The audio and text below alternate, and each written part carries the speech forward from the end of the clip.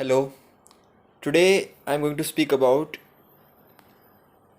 wave nature of matter. In the past videos, I've spoken about particle nature of matter, जिस पे अपन ने देखा था फोटो इलेक्ट्रिक इफेक्ट. ठीक है. If you go to higher standard, you will see more effects. But as of now, you saw photoelectric effect. Now we are going to see something called as wave nature of matter. In that, we are going to particularly study de Broglie hypothesis. अब Broglie लिखने के time लिखते हैं D Broglie बोलते हैं उनको हम नाम से. ठीक है. अब वो क्या है उसके पहले समझने से पहले थोड़ा ये चीज़ समझो. बच्चा, लाइट के रिलेटेड हमको पता है particle nature, wave nature. Particle nature को सपोर्ट करने के लिए क्या क्या था अपने पास? हमने एक चीज़ पढ़ी थी, photo electric effect. Photo electric effect. और वेव नेचर मैंने आपको पहले वीडियो में बताया था, पहले वाले पार्ट्स में. इंटरफेरेंस, डायफ्रैक्शन और ये सब can be explain only with wave nature. अब लाइट के बारे में अपने को पता था. उसके बाद हुआ क्या हिस्ट्री में? जे थॉमसन नाम के एक मशहूर साइंटिस्ट है, उन्होंने इलेक्ट्रॉन होता है ये वेरीफाई कराया और साथ ही इलेक्ट्रॉन एक पार्टिकल है उस बात की जानकारी दी. ठीक है. अब ये इंटरेस्टिंग था बहुत ज्यादा. हमको पता था, ठीक है, अब तक हमको पता था कि ये बोर्ड, ये मार्कर, ये कैमरा, आप खुद, हम सब क्या है? हम पार्टिकल ही है, राइट? लेकिन ये जो डी ब्रॉय साहब थे इस बात से सहमत नहीं थे. सहमत किस बात से नहीं थे मैं आपको बताता हूं. नोट डाउन करो इतना पहले. सहमत किस बात पे नहीं थे? तो इन्होंने बोला कि मैटर जिनको पार्टिकल मानते हो वो सही है, लेकिन मैटर वेव भी है. अब ये था क्वेश्चन मार्क. अपनी पीएचडी है ना, पीएचडी में थीसिस लिखनी पड़ती है. ठीक है. तो उन्होंने थीसिस में लिखा. उन्होंने बोला क्या बेसिकली एक लाइन बोली. ऑब्वियसली उनका रिसर्च लंबा चौड़ा होगा, लेकिन एक लाइन बहुत मशहूर है, nature loves symmetry. Nature loves symmetry मतलब मैटर को जिसको हम पार्टिकल मान रहे थे वो वेव भी है. अब लोगों ने क्या बोला? पागल हो गया. इसका मतलब समझ रहे हो आप? इलेक्ट्रॉन पार्टिकल है, मूविंग इलेक्ट्रॉन लिख देता हूं. ठीक है. वो किसने डिस्कवर किया था? J Thomson.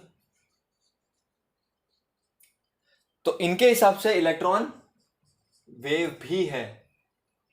बाद में इसका रिसर्च हुआ और ये सच साबित हुआ. और किसने प्रूफ किया होगा? गेस करो. इनके खुद के सुपुत्र जेपी थॉमसन. इसके लिए उनको नोबेल प्राइज मिला. ठीक है. तो बहुत सारे एक्सपेरिमेंट्स हुए. तो अपने को पता था पार्टिकल है, पहले पता दिख के. अब देखोगे किसी चीज को, अब ये बोर्ड को देखो, आपको क्या दिखेगा? पार्टिकल है. ये फेंकूंगा लगेगा आपको. अब इमेजिन कर सकते हो इसको wave. Can you imagine yourself as wave? तो लोगों को ये आइडिया बड़ी बकवास लगी एक्चुअली. उस टाइम पे लोगों को समझ में नहीं आया. कोई एक बंदा आ गया कुछ भी बोल रहा है बकवास कि इलेक्ट्रॉन वेव है, हम वेव है. कैसे मान ले इसको? लोगों को समझ में नहीं आया. और लोगों को क्यों समझ में नहीं आया वो भी मैं आपको बताऊंगा अभी थोड़े टाइम में. लेकिन पहले इसको नोट डाउन करो. तो डी ब्रॉय ने क्या बोला? एक सिंपल चीज बोली कि भैया जो भी मैटर है वो पार्टिकल के साथ साथ वेव भी है, और जो मूविंग इलेक्ट्रॉन है वो भी पार्टिकल के साथ वेव भी है. मतलब हर एक चीज का दोनों कैरेक्टर होता है. पार्टिकल भी, वेव भी।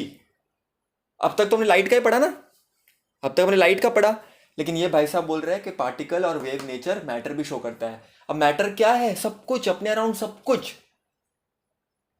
अब कंफ्यूज्ड, हम वेव है, दिखते तो नहीं है, ऐसा कैसा हो सकता है? बताऊंगा आपको, पहले इतना नोट डाउन करो। आपकी सब बात सही है, आप सही बोल रहे हो, दिख तो नहीं रहा है, क्या बकवास चल रही है इधर? हम वेव है, बहुत घटिया लगता है ना आइडिया पहले तो सुनने में ही, अब यकीन कैसे करोगे इसको? तो बेटा कुछ हम इस चीज़ को ड्राइव करते, कुछ चीज़ को, फिर मैं आपको कुछ बताऊंगा जिससे आपको समझेगा अच्छे से, ठीक है? तो भैया एक चीज़ नोट करना, पहले आपको दिख रहा है, पहले तो समझो एक पार्टिकल है, इसका मोमेंटम p है, इसका मोमेंटम p है, it is carried by photon of energy E, मतलब फोटोन का मोमेंटम p, एनर्जी E है। अब उसकी एनर्जी का equation will be given as pc। For massless particle ये एनर्जी का इक्वेशन होता है pc, प्रियंका चोपड़ा। तो बच्चा एक बात बताओ मेरे को, p क्या होगा? E अपॉन सी। E क्या है? pc। इसका डेरिवेशन आपको मिलेगा हायर स्टैंडर्ड्स में, डोंट वरी, बट अभी एक्चुअली इतना याद रखना, आप आपके बुक में डायरेक्टली लिख दिया है, equal to pc, equal to Priyanka Chopra. तो p क्या होगा? E by C. अब E क्या होता है? h nu, Planck's constant into frequency, आपको पता है, अपॉन सी। पता है कि नहीं पता है? सी एज इट इज लिख दिया मैंने। बच्चा फ्रीक्वेंसी क्या होता है? सी अपॉन लैम्बडा, और सी बचा है नीचे, इंटू सी। तो ये सी छू हो जाएगा, तो बचेगा क्या? H by lambda. तो क्या मिला अपने को? P H upon lambda finally. तो लैम्बडा क्या होगा? लैम्बडा क्या होगा? लैम्बडा इधर शिफ्ट कर लो, एच अपॉन इधर नीचे आ जाएगा पी। यही था भैया, यही था। जब कोई नहीं था, तू ही था, तू ही था, तू ही था, तू ही था, लैम्बडा था। तो वेवलेंथ का इक्वेशन मिल गया अपने को। कैसे मिला? ये छोटा सा डेरिवेशन इसका, कि energy is given by P C, P equal to E by C, E equal to H nu by C, and nu को रिटर्न है C by lambda, C cancel, बस लैम्बडा को मिडल लगा, लेकर आ गया। अब ये इक्वेशन बहुत इंपॉर्टेंट है बच्चों, बहुत बहुत इंपॉर्टेंट है, इतनी इंपॉर्टेंट है कि पूछो मत। It is very very important equation. बच्चा इसमें एक एक टर्म क्या बताता है मैं आपको बताता हूँ। P stands for Planck's constant, P क्या है? मोमेंटम। लैम्बडा क्या है? वेवलेंथ। अब आपको लग रहा होगा क्या बड़ी बात है इस इक्वेशन में, ठीक है, lambda equal to H by P, क्या कर लूँ मैं इसका? बेटा लेकिन एक मैं चीज़ बताऊंगा, ढांसू एकदम जबरदस्त चीज़, आप चौंक जाओगे, आप चौंक जाओगे। बेटा ये मोमेंटम है ना, मोमेंटम, ये पार्टिकल का नेचर है। कभी सुना है वेव का मोमेंटम इतना है? नहीं सुना होगा ना यूजुअली। और जो लैम्बडा है वेवलेंथ, वो वेव का नेचर है। आपने सुना है कभी पार्टिकल का वेवलेंथ? कभी सुनने में आया? नहीं ना। तो ये ऐसी इक्वेशन है जो वेव नेचर और पार्टिकल नेचर को कनेक्ट करती है। आप समझ रहे हो ना? वेव नेचर और पार्टिकल नेचर को कनेक्ट करती है, क्योंकि मोमेंटम पार्टिकल नेचर का नेचर है और वेवलेंथ वेव नेचर का नेचर है। तो ये इक्वेशन बहुत इंपॉर्टेंट इक्वेशन है, ठीक है बच्चा। हम पढ़ क्या रहे? डी ब्रॉय हाइपोथेसिस, हेडिंग डाल देना, ठीक है। इसका कोई एक्सपेरिमेंटल प्रूफ नहीं था, ये हाइपोथेसिस थी, ठीक है, जिसका एक्सपेरिमेंटल प्रूफ नहीं होता, लेकिन बाद में इसका प्रूफ निकला और सही निकला, ठीक है। अब कुछ कुछ चीज़ें समझाते हैं आपको। पहली बात तो इसको हम बोलेंगे मैटर वेव, ये जो वेव निकल के आएगी इसको हम बोलेंगे मैटर वेव, मैटर वेव्स, ठीक है, नोट डाउन कर लेना किधर। अब आप सोच रहे होंगे, मैंने आपको बताया था ना कि जो भी पार्टिकल है, आपको समझ में आता है ये बोर्ड पार्टिकल है, आपको समझ में आता है ये मार्कर पार्टिकल है, लेकिन ये वेव कैसे है आपको बताते हैं। चलो इसको नोट डाउन करो, पहले तो डेरिवेशन को नोट डाउन करो।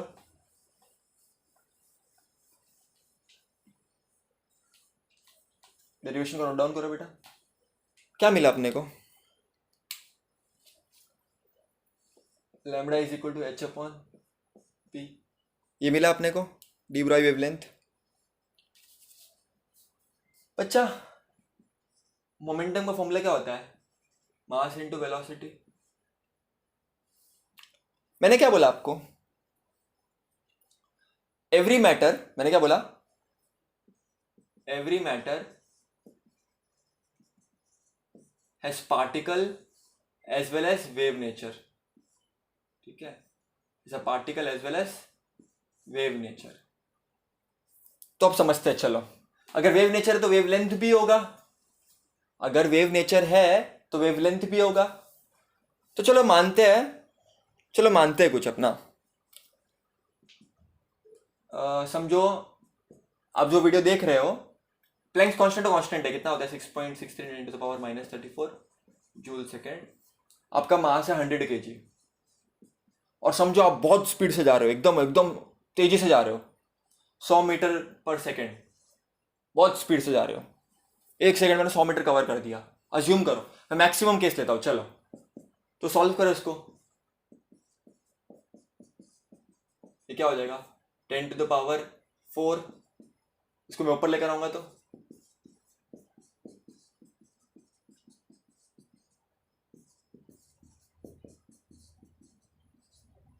10⁻38। अब समझ रहे हो कितनी छोटी वैल्यू हुई है, तो ये वेवलेंथ की मुझे बहुत छोटी वैल्यू मिली बच्चा। अब इतनी छोटी wavelength can not be detected, अब कैसे डिटेक्ट करोगे इसको,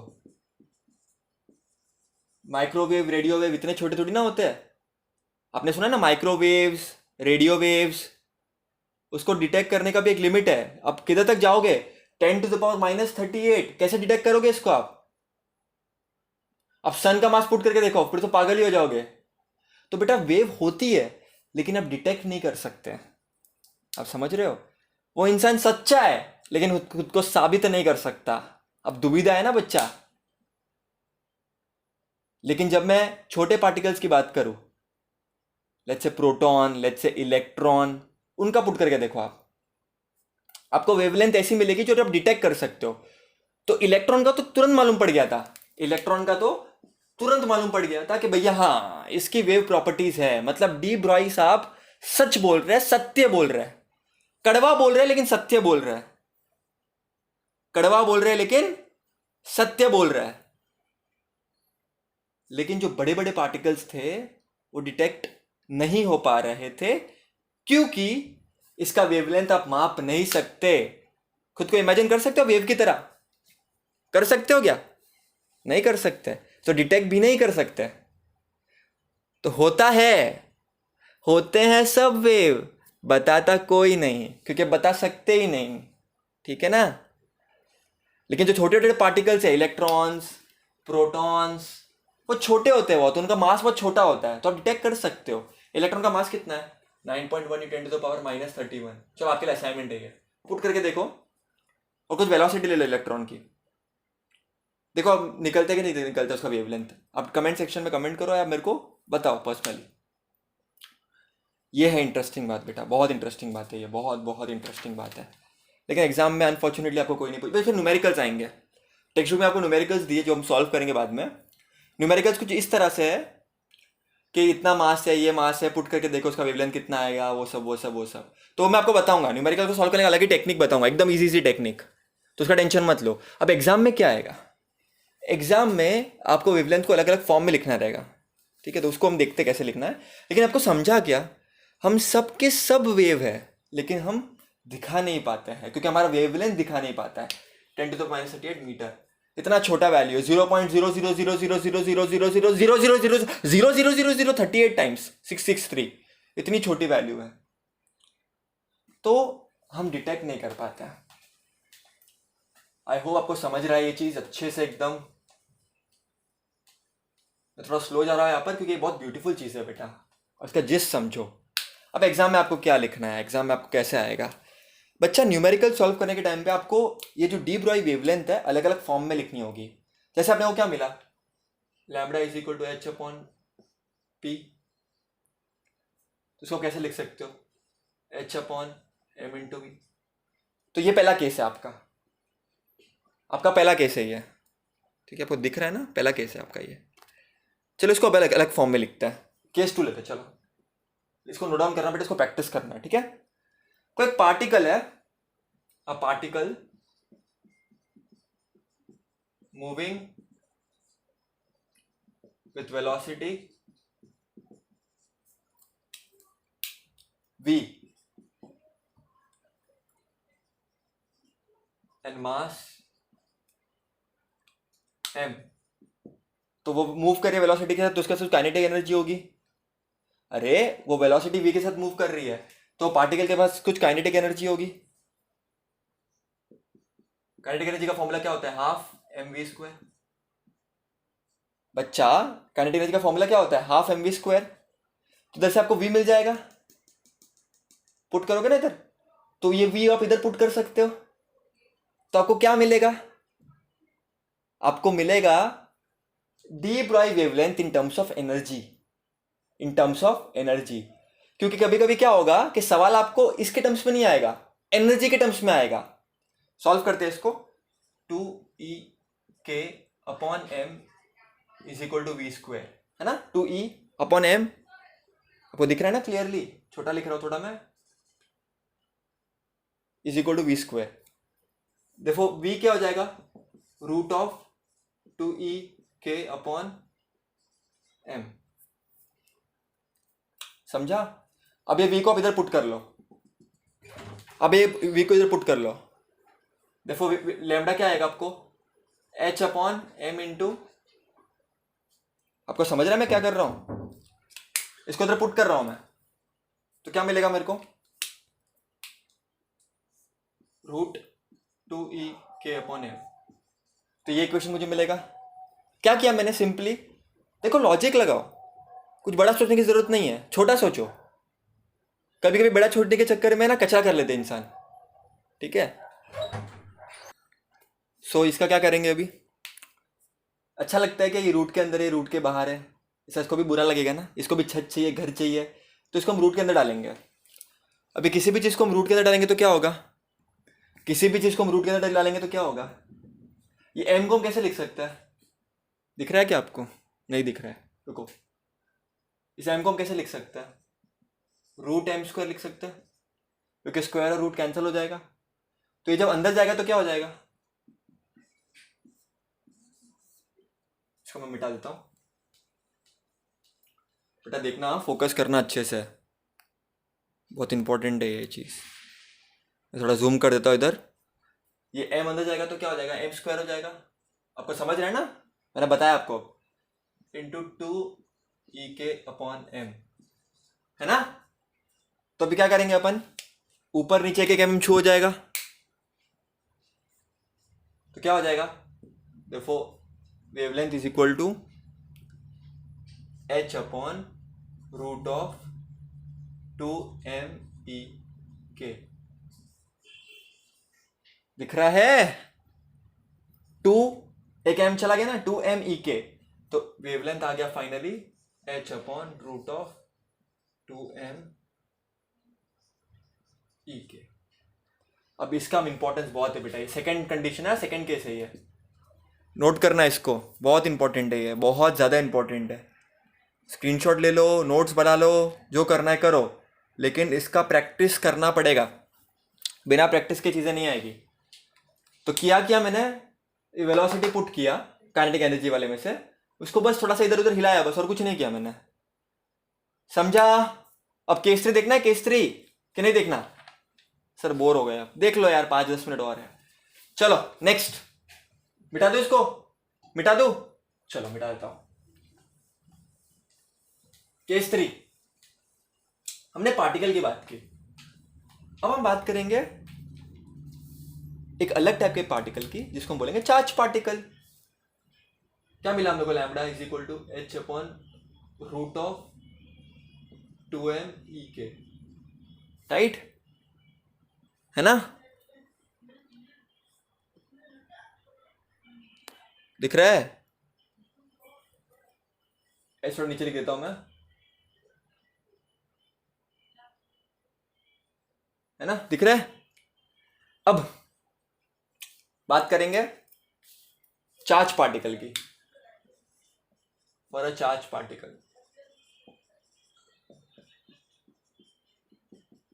फॉर अ चार्ज पार्टिकल, अच्छा charge particle let's say Q है वो, बट एक बात बताओ, पोटेंशियल डिफरेंस क्या होता है? Work done upon charge. So work done क्या होगा? V into Q. फिर तो ये समझ लो, बराबर कि नहीं? बच्चा एक बात बताओ, कोई मूव कर रहा है पार्टिकल, कोई चार्ज मूव कर रहा है, it is having kinetic energy, so that will convert into work done, so kinetic energy will be equal to work done. And kinetic energy को मैंने कैसे लिखा है यहाँ पर? ई के लिखा है, तो मैं इसको ई के लिख सकता हूं, is equal to V into Q, बराबर के नहीं? वी क्या है? पोटेंशियल है, और क्यू चार्ज है तुम्हारा, तो क्या मैं ई के बदले ये पुट कर सकता हूं वी इंटू क्यू? तो करो ना फिर, देखो lambda is equal to H upon root of 2m into V Q, तो उसको मैं लिख सकता हूं lambda is equal to H upon, दिख रहा है क्या? थोड़ा जूम कर देता हूँ मैं, इसको थोड़ा ऊपर कर देता हूँ, आपको दिख रहा है ये? नोट डाउन करो इसको, h upon root of 2m V Q, ठीक है, या इसको ऐसा लिखो, सॉरी,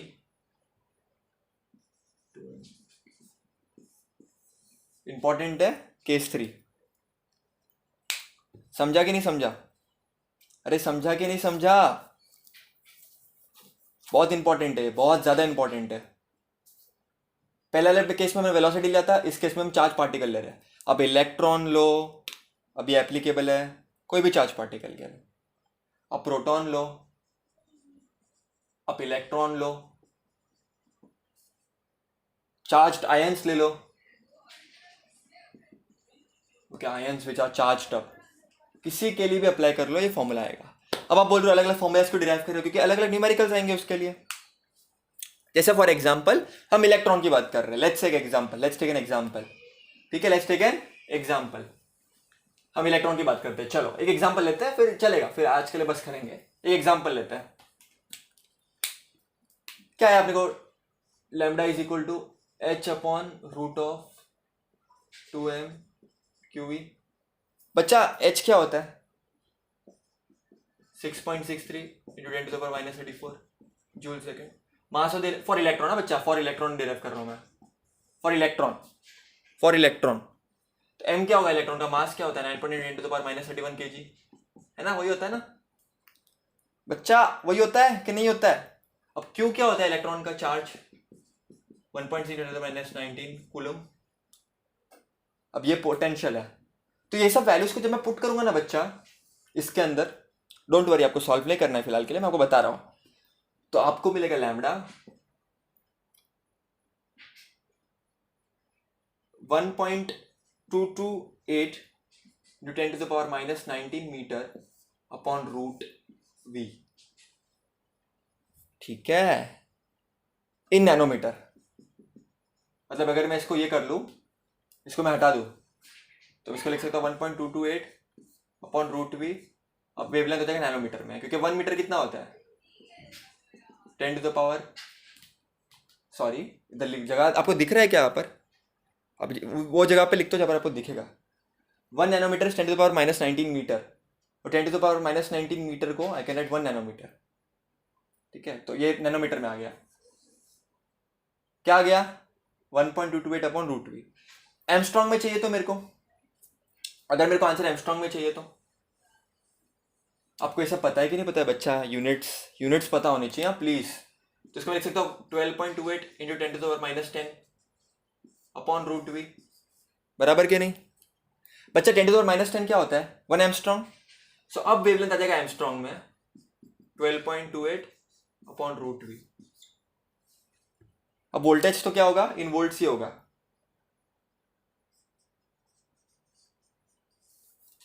समझा कि नहीं समझा? मैं समझा पाया कि नहीं समझा पाया आपको? 12.28 12.27 जो भी तुम्हारे बुक में दिया हुआ है, ठीक है 12.27 ले लेते हैं या 12.28 ले लेते हैं। ये नैनोमीटर में 10⁻⁹, इधर से एक बढ़ाऊंगा इधर से एक कम होगा तो ये एंगस्ट्रॉम में आ गया। बच्चा बहुत इंपॉर्टेंट है ये सब, ठीक है? अलग अलग केसेस लिए अपन ने। ये थर्ड केस का एक स्पेशल केस था इलेक्ट्रॉन का। अब प्रोटॉन का भी कर सकते हो वैसे। तो न्यूमेरिकल अलग आएंगे, कभी कभी इलेक्ट्रॉन के लिए आएगा, कभी प्रोटॉन के लिए आएगा। तो सेम फॉर्मूला यूज मत करना। मालूम पड़ा आपने प्रोटॉन का दिया, आपने इलेक्ट्रॉन का फॉर्मूला यूज कर दिया, पूरा गलत हो जाएगा। आप समझे कि नहीं समझे इसको? आप समझे कि नहीं समझे इसको? आई एम वेरी श्योर कि आप समझ गए हो इसको, वेरी श्योर। इसके ऊपर सम्स करने में बहुत मजा आएगा, ठीक है? तो फिलहाल के लिए इतना ही। देखते रहिए, सीखते रहिए। Thank you so much. और आप सबको एक बहुत इंपॉर्टेंट अपडेट देना है। बच्चा देखो, अभी वीडियो हो ही रहा है बड़ा, तो मैं थोड़ा एक चीज बोल देता हूँ जाने से पहले। बच्चा आप जब सीखते हो कोई भी किसी टीचर से या कोई भी चीज़ आप सीखते हो, अब उसको ना प्रैक्टिस क्या करो तभी के तभी। आपको लग रहा होगा मैं क्या बोल रहा हूँ, आपको रियलाइज नहीं होगा, टाइम निकल जाएगा, फिर कुछ नहीं बचेगा। आप सोचोगे इतना बैकलॉग है, तो तभी के तभी प्रैक्टिस करो। जैसे मैंने आप क्या पढ़ाया आज, क्या पढ़ाया? D Broglie wavelength. मैंने क्या बोला डी ब्रॉय वेवलेंथ के बारे में? तो विजुलाइज करो कि lambda is equal to H upon P. तो मैंने पी को कैसे लिख सकता हूँ? M into we.